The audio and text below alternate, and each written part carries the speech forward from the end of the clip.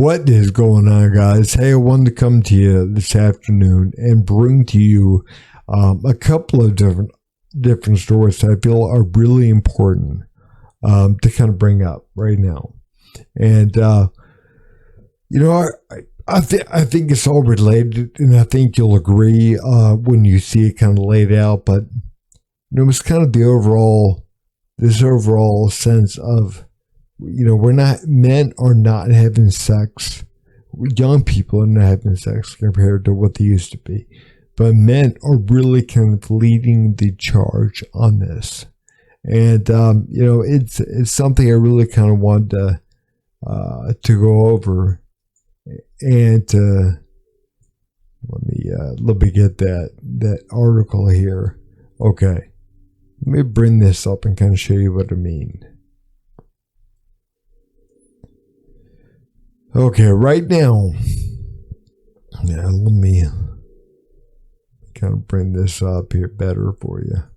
Okay. Young men driving the decline in sex.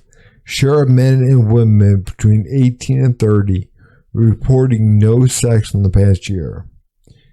28% of men, so almost 30% of men as of 4 years ago, are reporting no sex in the past year. And 18% of women. Now let's look at, it's still pretty good number, but let's look at 10 years ago. They were almost the same 10 years ago. And they've been very similar throughout time.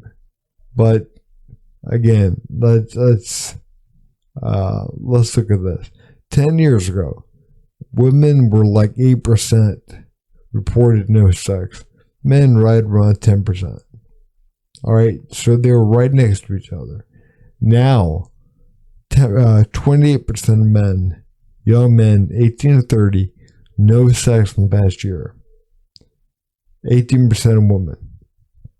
Again, we're seeing quite a increase in both, but more so in men. And that really kind of gets me. Really kind of gets me thinking on this kind of stuff, because again, we kind of live in a world right now to where, masculine men are not really valued like what they were at one time.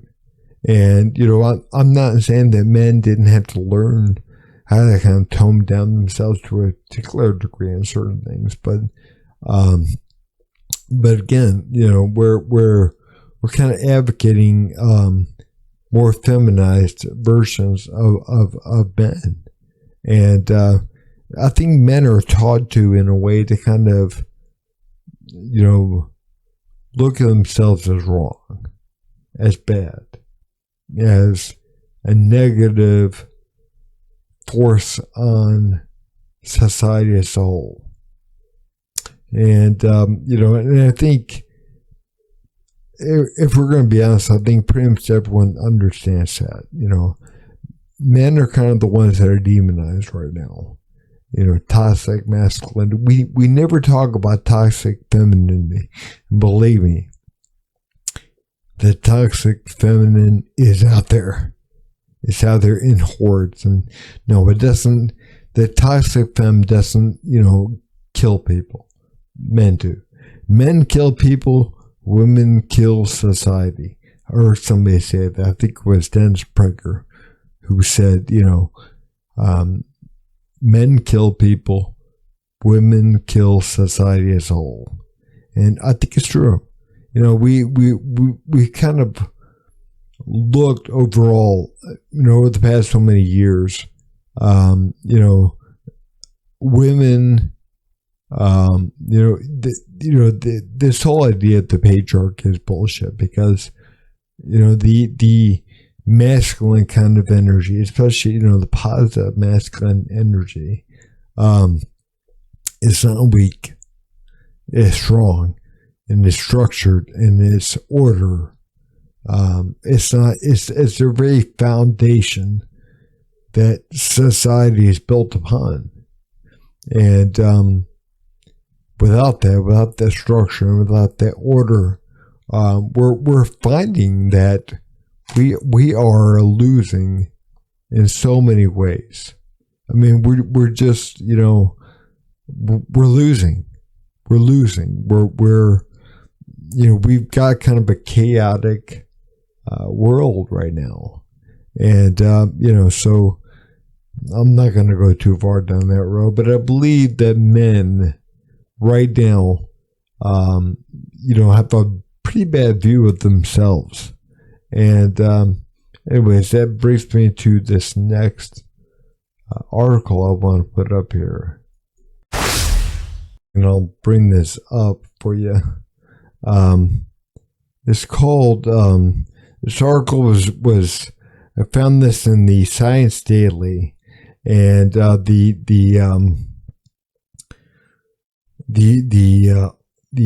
title is "Believing You're a Winner Gives Men a Testosterone Boost and a Promiscuous Disposition."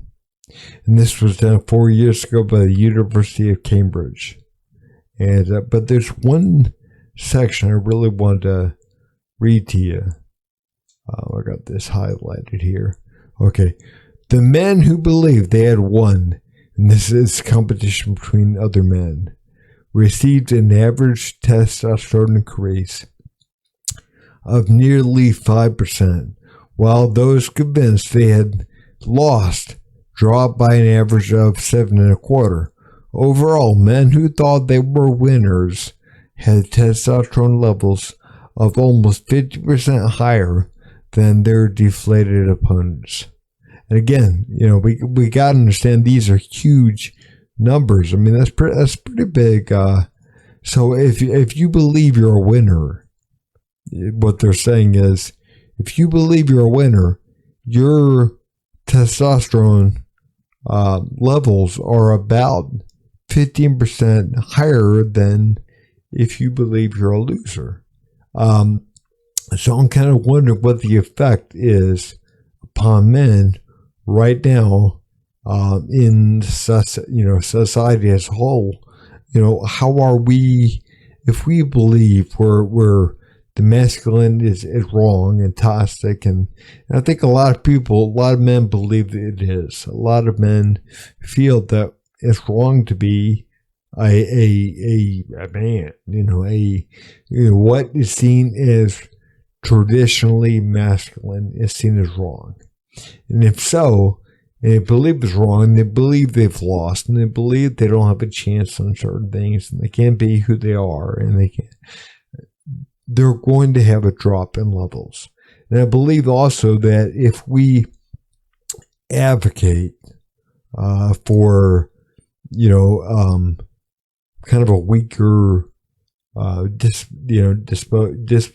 disposition of masculinity, if we're advocating this, I believe in a way that we're going to have more and more kind of, dare I use the term beta-tized male.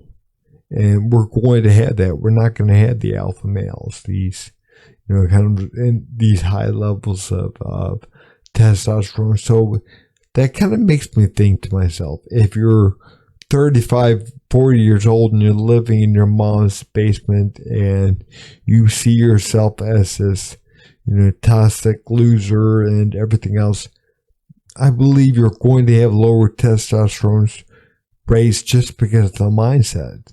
And if you have the mindset, period, I think you're going to compound it even further, because you're going to engage in behaviors that lower your T levels even more, like eating a bunch of shit and overeating, and these different things that are going to lower your levels even more.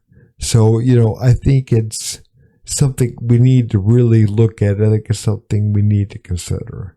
But guys, if you like my videos, like my content, please give me a thumbs up and subscribe to my channel.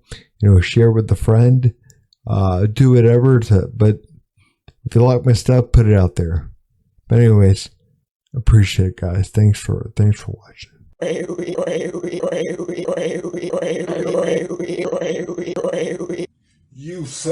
You son of a.